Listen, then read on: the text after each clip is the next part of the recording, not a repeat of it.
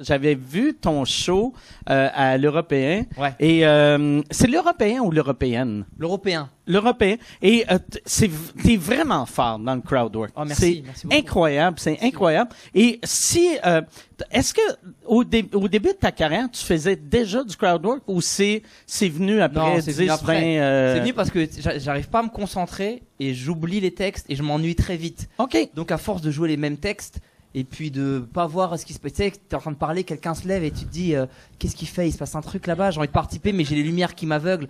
Alors je dis éteignez les lumières, je veux voir les gens, enfin rallumez les lumières dans la salle et j'ai commencé à articuler le spectacle différemment en me disant tu sais, j'avais 2 spectacles de près, au lieu d'en faire des captations DVD ou quoi que ce soit, je me suis dit je vais les garder dans ma tête et je vais les utiliser au fur et à mesure quand j'ai envie. Okay. Et le spectacle est né à ce moment-là.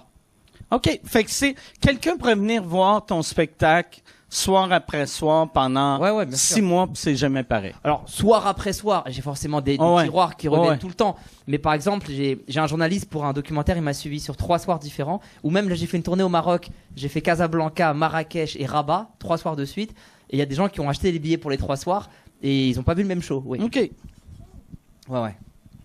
J'ai niqué l'ambiance ou pas? Ici, c'est un truc, j'ai senti, j'attendais un rire. Est-ce que des fois, si tu trouves que le public il est un peu plus froid que... Ouais, je le dis. Moi, je leur dis. Mais est-ce que des fois, tu poses une question que tu sais qui va t'emmener vers un tiroir? Bien sûr, et, mais il y a plein de tiroirs. Ils sont pas en Mais train tu sais, de... c'est comme c'est n'importe quoi. C'est comme un mentaliste. Il a 4 photos de ta star préférée et il veut t'emmener à choisir Brad Pitt, mais il fait quelque chose que toi tu vois pas avant, qui fait que tu vas aller vers Brad Pitt. Lui, il le sait, mais toi, tu le sais pas. Mais il y a Jim Carrey, il a essayé de faire un spectacle d'impro sur 2 heures, il a pas réussi. C'est pas moi qui vais réussir. Donc la vraie impro pure non-stop, ça n'existe pas. Il y a des tiroirs, il y a plein de façons de faire, bien sûr. Oui, puis je pense, par exemple, avec les années, tu sais, des fois, même tu dois te surprendre, tu sais. Tu dois te dire, je vais amener lui, je vais l'amener vers ce tiroir-là. Ouais, on tente. Il dit de quoi, et là, quand tu réponds quelque chose qui marche, là, t'es comme, oh, yeah, j'ai un nouveau tiroir. Mais tu sais, j'avais une blague où je parlais il y a longtemps, c'était sur quoi? Je la fais plus, je vais la refaire là, j'avais oublié, attends. C'est sur la petite souris.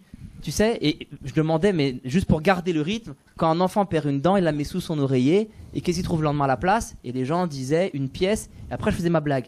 Et j'ai remarqué que plusieurs fois, il y a quelqu'un qui disait une dent. Et donc j'ai cherché des blagues, j'ai préparé des blagues en disant faut que quelqu'un dise une dent, et ça venait pas. Et donc j'ai fait en sorte de leur faire, je fais un geste quand je dis qu'est-ce qu'ils trouvent le lendemain à la place, et le fait de faire ça incite tout le monde à dire fort une pièce, et parfois ils sont 200, ils disent une pièce, moi je dis qui a dit une dent, et je place mon effet comme ça, et personne se dit à ce moment il est trop fort, il a fait une impro, pas du tout, c'est 6 mois de travail pour trouver la bonne vanne à placer, tu vois.